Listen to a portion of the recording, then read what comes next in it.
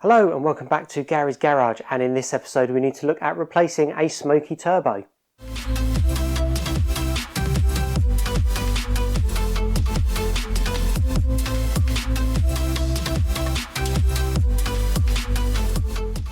So last time round we managed to get the interior trimmed out again, and I was about to take the car for a spin up the road to see whether that made any difference to the sound level inside the car, when I noticed that there was some smoke coming from the exhaust on the passenger side here. Having a bit of a look, and I could see some oil coming from the bottom of the turbo out through a gasket and dripping down the manifold and onto the coolant pipe. So obviously that's not great, so what I need to do now is try to pull this turbo off, preferably without taking the engine out, and have a look and see what's up with it, and maybe replace the turbo core for another one.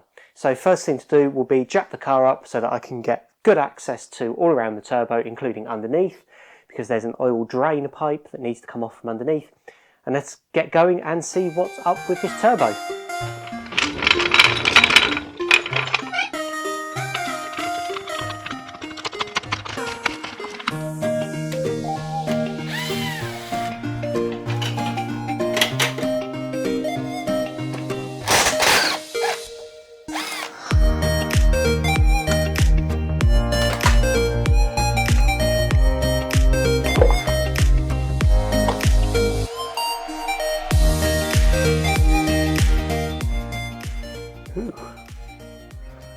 Ooh.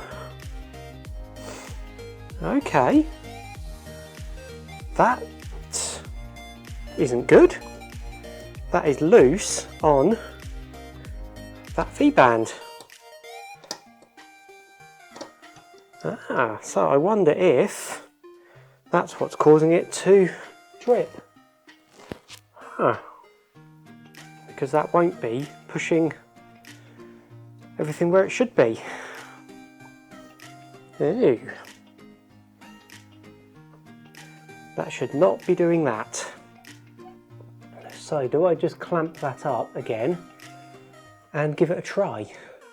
I think the minimal effort option is definitely to try that.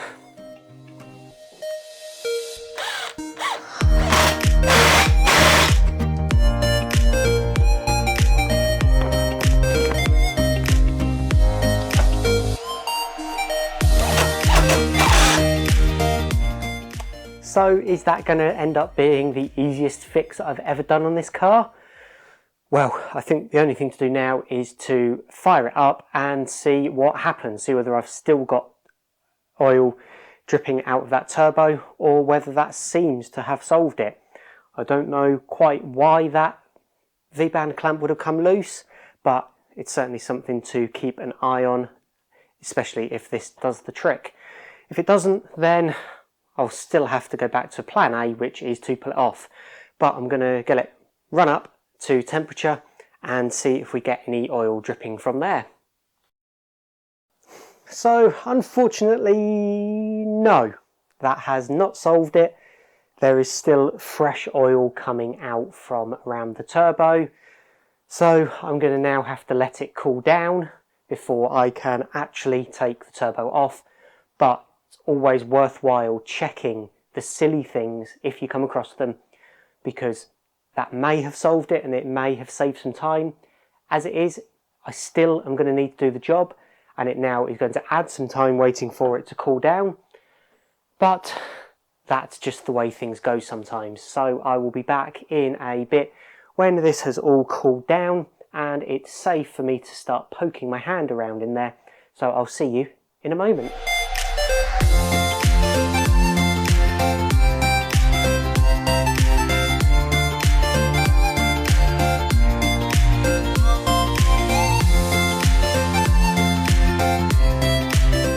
So as you can see, I've been and raided my parts collection. This is the one that's just come off the Anglia.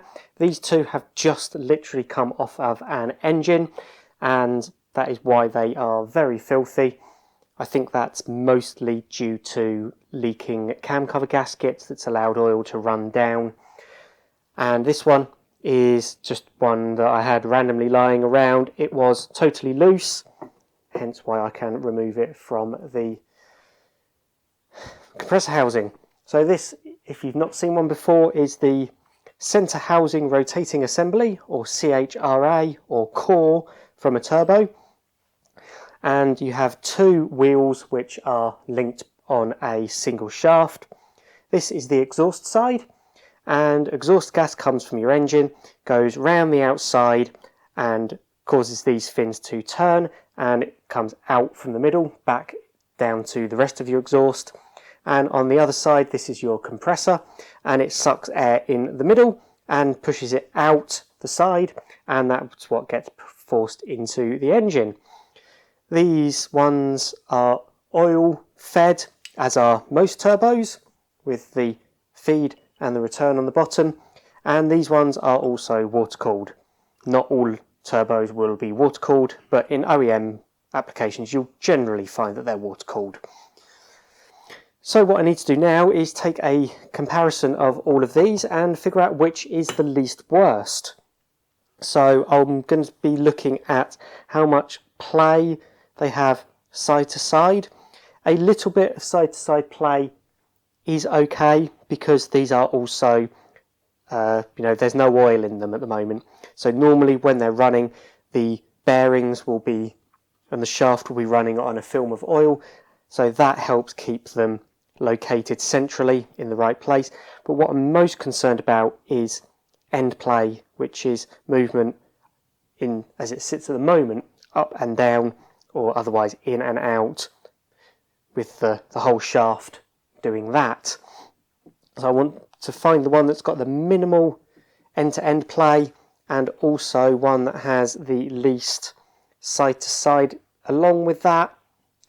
And yep, that one there has a fair bit of play in it, also some side-to-side. This one feels like it's got no end-to-end and just a touch side-to-side. Both of these have the smallest amount of end-to-end. This one more so than that one. And side-to-side on these is okay as well. So I'll have a bit more of a play, but I'm possibly looking towards this one at the moment, just based on this initial quick test. But I'll have a proper feel of them, and once I've decided which one I'm going with, we'll look at getting it fitted back up. So I think I'm going to give this one a try. This is the one that was loose. It has the least end play on the shaft, a little bit of side to side, but as I said, I think that the side to side is going to be okay, because when there is enough oil in there, it should float on the oil. These ones have a little bit of end play, so I've still got these as a backup if this doesn't work, but I think I'm going to give this one a try. Advantage as well is it's already clocked as well to the right orientation, whereas these ones I'd have to do some mods to clock it to the right orientation. So it's possible I've taken this one off in the past for another reason. I don't think it was ever smoky, but I don't know, maybe I swapped out a pair of turbos to keep them the same at some point in the past. I've done quite a lot to the car and I can't really remember. So I'm going to get this one ready to go in the car. So I need to stick the circlip back on and put the oil drain on, and then we can get it fitted up.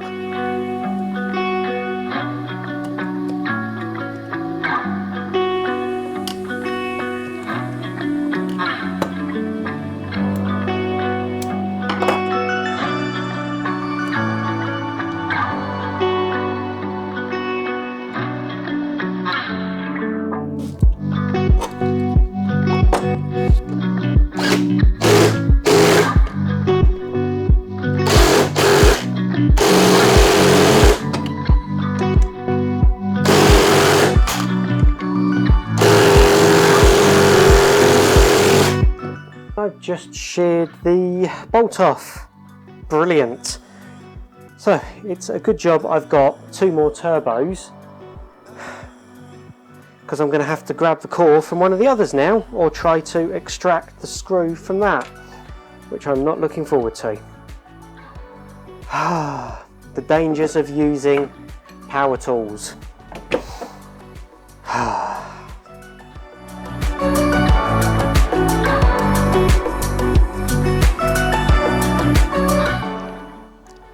need to take a small notch out of this so that it will sit into the locating peg there, and that gives it the angle that it needs. So just grind that out, or file that off very gently. Try not to get too much filings all over the turbo.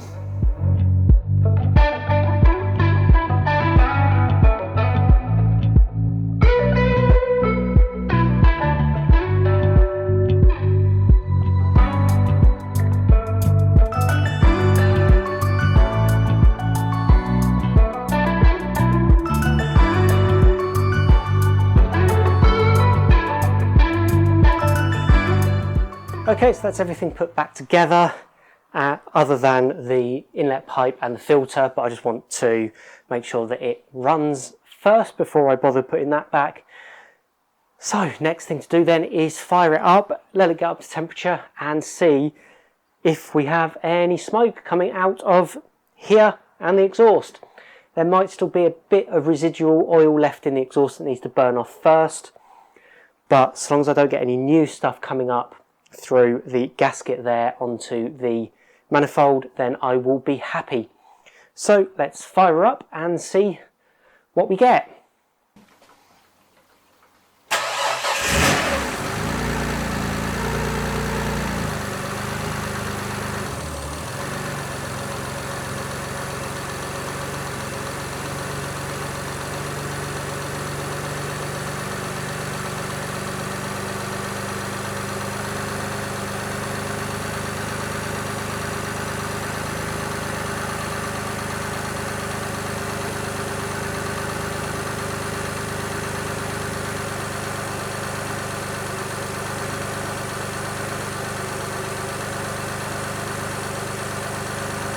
So having a look in there, good job I did not put the filter on because it is barely turning.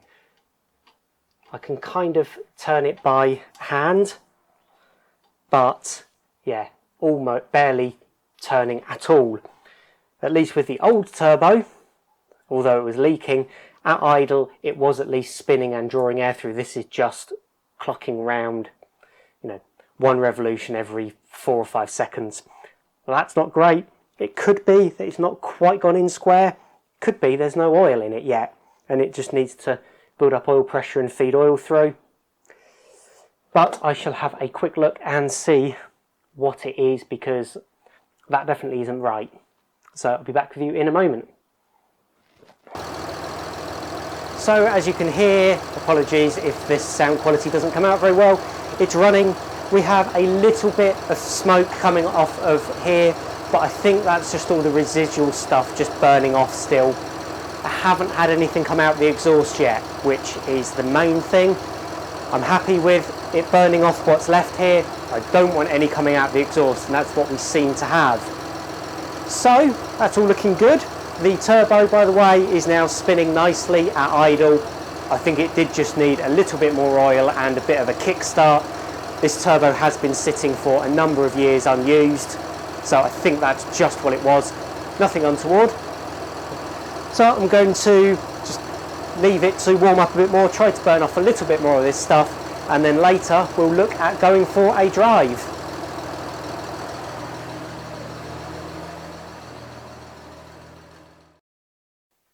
So I have a top tip for any budding YouTubers out there. If you go out for a drive in your car and put a camera on the windscreen, make sure that you put a memory card in it first, because this idiot here didn't. So what I was going to have said, if the camera recorded, was that it drives pretty well, actually. There is much less noise. There is, as far as I can tell, no extra smoke coming out of the exhaust. The brakes are still a bit woolly, so they definitely need some further attention. I think I've just not set up the pedal box right. no, it still slows me down. I just am at the moment giving myself a lot more space to the car in front and braking very early until I get it dialed in, and I'm trying also to go out at times when there is much less traffic on the road. I'm less likely to come across other cars, and just generally making it as safe as I can be whilst I'm still trying to set up these brakes. So what I need to do now is get in and have a look at the pedal box. There is basically no room in there, so I will probably just skip to the point where I've adjusted them, because I think what has happened is that I've set them up so that the balance bar is level with the two push rods coming off when the pedal is at rest, and then as I'm pushing it down, the balance bar is going at an angle. And I think what I need to do is I need to have it at an angle when it's at rest, so that when I push down, the balance bar ends up straight and putting the pressure down onto the pedals or onto the master cylinders. So I'll get in there and have a look at that. And once I think I've got that a little bit better, I will make sure that I've got a memory card in the camera, and I shall take you out for another spin down the road, and we'll see if it's made any difference, and you can then hear the difference that the sound deadening has made inside the car.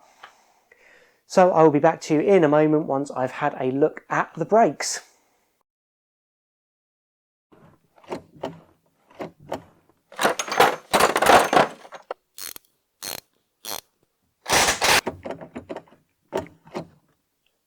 So before I go out again, the other thing I need to do, other than the brakes, which I've now tweaked, we'll see how that looks, is that the rear suspension is out of alignment. This wheel here is definitely towing in quite a lot, so the front of the wheel is pointing in towards the car, which means the back of the wheel is out, and there's also a lot of positive camber, which means that the bottom of the wheel is further into the car than the top.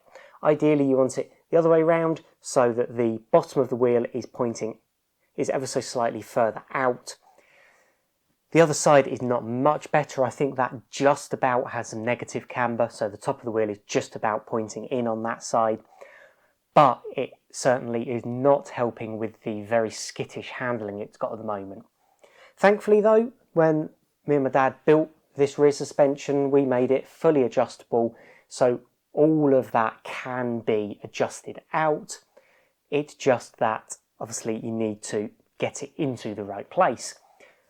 I don't think I've messed with any of the lengths of the arms when I've been taking all this apart and back together over the last 18 months, but potentially the position of the subframe has shifted slightly as it's bolted back up, and it is just out of alignment, so I need to sort it. And I don't have access at the moment to any nice equipment, so I'm going to do it the old-fashioned way, and that is with a string, a ruler, and some axle stands. So this is known as the string box method, and basically what you do is you make a nice box around the car with string, and you make sure that the string going down each side of the car is parallel to each other and that it's an equal distance away from the body. And what you then can do is measure from the front of the rim, the back of the rim and the centre of the rim, and that gives you some distances, and you can work out from that how much the wheel is out of alignment. And for the camber, for the up and down, I'm going to make use of an electronic spirit level, and this is the one that Project Binky used, and you've seen me use this before, the one that makes the noise. So I'm going to put that onto the face of the wheel and use that to get the camber right, so that they're both towing in. They've both got negative camber, by about 1 degree. And as for tow in, I will probably give it about 1 millimetre overall toe in, so probably about 0.5 millimetre toe in each side. So that's the front of the wheel will be 0.5 millimetre further in than the centre of the wheel. and hopefully that will help on the back. And while I'm at it, I will check the front. Obviously I have messed around with the front a little bit, so I will double check that, and then we can go out for a drive. So I need to get out 4 axle stands and a length of string. So back on the road, and it is a lot quieter than it was without any of the sound deadening and the carpet. However, it is still a very noisy car. It was once described to me as the difference between a commercial passenger airliner and a cargo plane. This being more like a cargo plane. It's perfectly safe, it's just a bit noisy and not quite as refined as a commercial car or commercial plane. So I'm kind of agreeing with that. There is definitely a knocking coming from the rear. I think that rear diff is damaged, and obviously I do have that replacement that I tried to fit a few months ago, but I need to do some further tweaks in order to make it fit. So that's definitely going to need to be done, because this, as I said, I think this diff is very noisy. The iterations of the fueling I'm doing are making some kind of change, and it's definitely driving much nicer. And since sorting out the alignment the other day, or since sorting out the alignment earlier, it is definitely driving much truer, much straighter, and it does not feel like it wants to throw me off the road at every opportunity, which it did before with those rear wheels pointing all over the place. So yes, it is still noisy. I think it will always be a noisy car, well, until I do something, you know, with proper sound deadening rather than just old carpet underlay, but that is definitely a project for the future. But as it stands at the moment, I'm fairly happy. If I had a passenger, I probably could hold a conversation. It would be a little bit shouty, but I could definitely have a conversation with a passenger, which I couldn't do the last time we went out.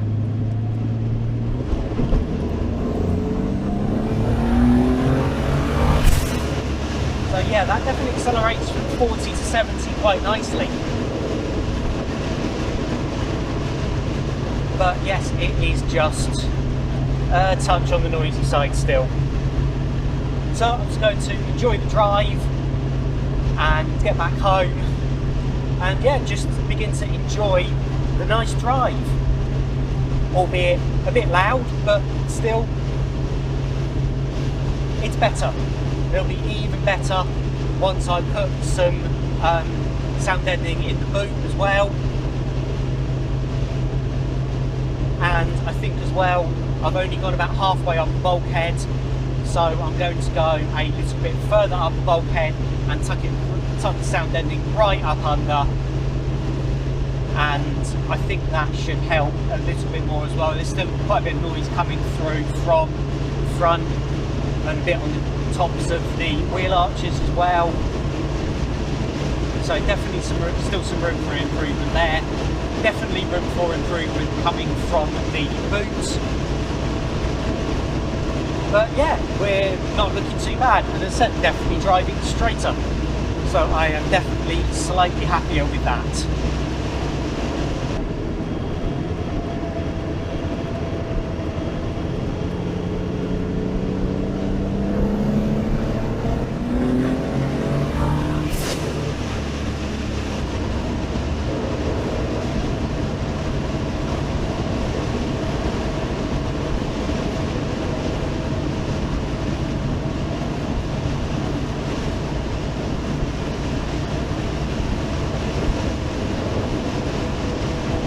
Okay, so now we're at a slightly slower speed. Time for another little chat. And yeah, I am really happy with how well it's running, other than obviously the noise, but I knew that it was a noisy car. And the tuning definitely needs sorting. but that is on the cards. I've got an idea of what I'm doing with that. So you need to keep tuned for that. But I will be doing a little bit more just general driving around, and if I need to go out and run an errand, I'll just take the Anglia. I won't go out in the other cars. I'll just take this one because it's driving a lot nicer now, and the more I can start to tweak the tune just on the road, hopefully slightly less time needed on the dyno, which hopefully will save me a little bit of money. But I do want a proper full dyno tune with a decent dyno that does load. It's got a decent load cell, will hold the power, allow us to hold it at a set speed, set revolutions per minute, and allow us to just hit the centre of every single cell and dial it in absolutely perfectly, and just try to get as much drivability as well as power, of course, out of it. So yes, I'm rather happy. So a really successful test drive, I think. Certainly much quieter, runs a lot better, and pulls straight, and the brakes are definitely getting better. And how good does it look on the rolling shots? Maybe I'm just biased, but I just think it looks great now. Big thank you to my mum and stepdad for coming out with me to capture that footage. Unfortunately, that is all I've got time for this episode. I've still got some things going on around the house and garden, and unfortunately that is still going to continue, but I will have another episode for you in 2 weeks' time. If you'd like to see that episode a day early, then you can support me on Patreon. Links are in the description. That is just one of the perks. The other one is that you will get your name in the end credits. And the usual thing that all YouTubers ask, can you subscribe and like and share and all of that lot? It's stereotypical, but it really does help me out. So, as I said, that is all I've got time for. So please join me next time on Garry's Garage, when we will continue to do a few little more refinements to the car. So see you then. Bye.